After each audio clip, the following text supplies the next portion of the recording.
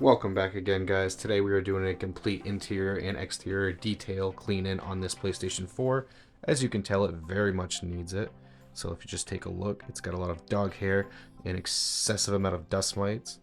Um, this is just your average household accumulation of dirt, dust, and hair, which is normal for a PlayStation or Xbox, any console really. So what we're doing is just removing all the big pieces for now. That stuff just needs to go because that is clogging up any of the open airways for the air to flow through and to cool down the PlayStation. This fan is very dirty. I've seen much worse though, and it actually does still operate, but the customer was complaining of loud noise when they turn on the PlayStation. That's your fan kind of going in overdrive mode because it's overheating. The system's overheating because of all this dirt and dust. That is something that you need to get rid of in order for that to stop. The heatsink is more than likely covered. We will check that out in just a moment. This motherboard is destroyed with dust. Like, it is absolutely just, I mean, I've seen worse, but this is pretty bad. Those chips need to be cleaned ASAP. That APU chip is definitely needing some new thermal paste. That is not even on the chip anymore, so that's not working properly. That may be a very big reason as to why it's overheating and it's making that loud noise. The USB ports actually don't look that bad, surprisingly. We'll get all the dust out anyways. We do a complete detail cleaning every time. Here's that heatsink I was telling you about. Now, as you can see, one side is completely covered. We're going to take all of that off because that is actually obstructing the airways for that heatsink to work properly. So we'll get rid of that. We'll blow some duster through there.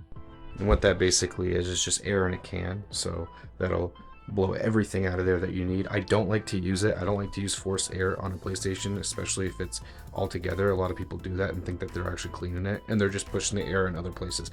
But for instances like the heatsink and what I'm doing right here with that air duster, it's okay.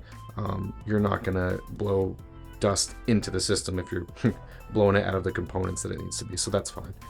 And I just like to scrub with a regular Dawn soap in water, just to give it a nice cleaning of all the plastic pieces. A lot of times I'll use this big scrub brush to get the bigger areas, and then I will actually get a toothbrush for the smaller vent holes. So these PlayStation Slims, the PS4 Slims, are actually a lot easier. You don't have to use the toothbrush as much. There's not as many vents. It's a lot smaller, easier to clean, so that's always a plus. And you will see, using just regular soap and water, how much of a difference it makes in how the console looks. We'll show you a video at the end of how it looks compared to what it did when we had it. It was completely covered. So this back piece, actually, if you can see, it looks like it was burnt a little bit. I think we're going to try to clean that. I don't know if it was actually burnt, but it looks like the plastic melted somehow in some way. It's kind of gross. I'm not really sure why or how that happened. I talked to the customer. They said it's never been near heat. And I can only imagine if the system were to get that hot, it would probably shut down before it got to that point. So we're going to see what happens here when we clean it. I tried my best to cover it up and get it to look better. I think I did okay. Could have done better, but I was dealing with just a short amount of time that I wanted to get this done with. And I don't worry too much about getting water on the little metal pieces. I clean it and I make sure that it's completely dry before I put it back together. I make sure that I actually blow dry it sometimes just to get it done quicker and to ensure that it actually is dry, so there's no worries there. And here again, you can see I'm using the duster can, and I always do that before I clean it with soap and water just to get any of that excess dust off the surface. That way you're not getting your scrub brush like extremely dirty and gritty. So alright, and here is the power supply. This one I definitely use the forced air on. There's a lot of small areas that you can't get to, so it'll just blow up from one end to the other. Definitely something that you want to do if you can't reach all those areas inside. Just get the duster, air in a can, and you can just blow all that stuff out. It actually works really well. Then I'll just wipe off the surface areas after. And then of course one of the other major components that need to be cleaned is the fan. The fan is absolutely one of the reasons that the PlayStation will overheat if it is extremely dirty and clogged. So that's definitely something that needs to be taken care of, so we'll get rid of that. And here I'm using a microfiber cloth. It's just kind of easier. I get it inside the blades and just wipe around it. That way I get any of the dust that I can't reach. Along with air in a can. Sometimes I'll use a Q-tip with isopropyl alcohol. That'll definitely get that as well. You don't want to spin the fan too much with the duster like I did. I can actually ruin it, so I kind of made a mistake there. Here's the disk drive. We're just blowing air into the disk drive. You can actually take it apart more than this. The disk drive is working fine, so I'm not going to in this instance. It doesn't look that dirty, so I'm just cleaning off the surface of the disk drive.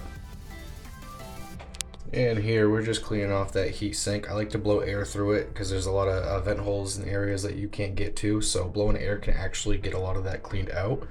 And then I will just dust it off. I will try to use some tweezers if I see any chunks in there that I can't get. That'll be the best, safest way to do it.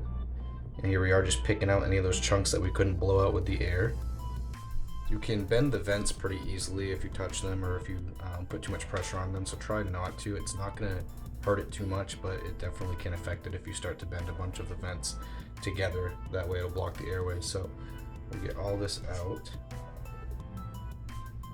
And we're going to check both sides, obviously, make sure everything's good. Spray it again with air just to make sure we get all those extra chunks out. And you can see the old thermal paste on that heatsink. We're going to get rid of that as well.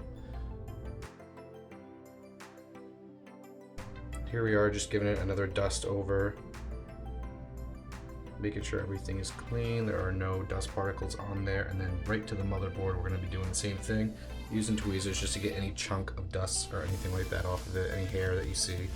We'll use the air duster just to blow some air through it, make sure everything is safe through the USB, HDMI ports.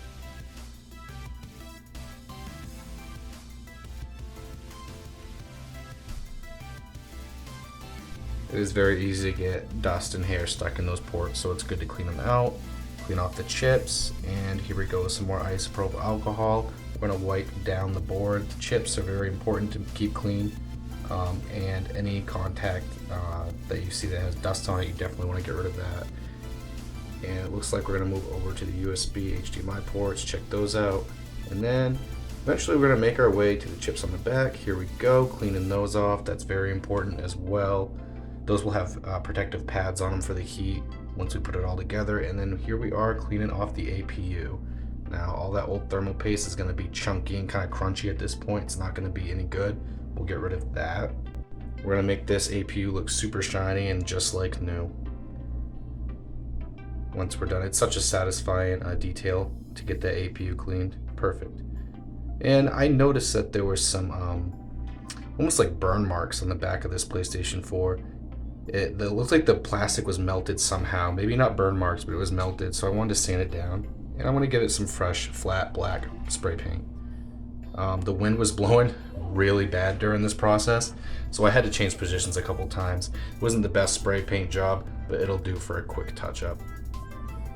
And we're done. Let that dry, and we will clean off this old thermal paste on the heatsink. As I said, definitely want to get that off as well, because that'll be making contact with the new thermal paste on the APU. One more quick through with the alcohol, make sure everything's good.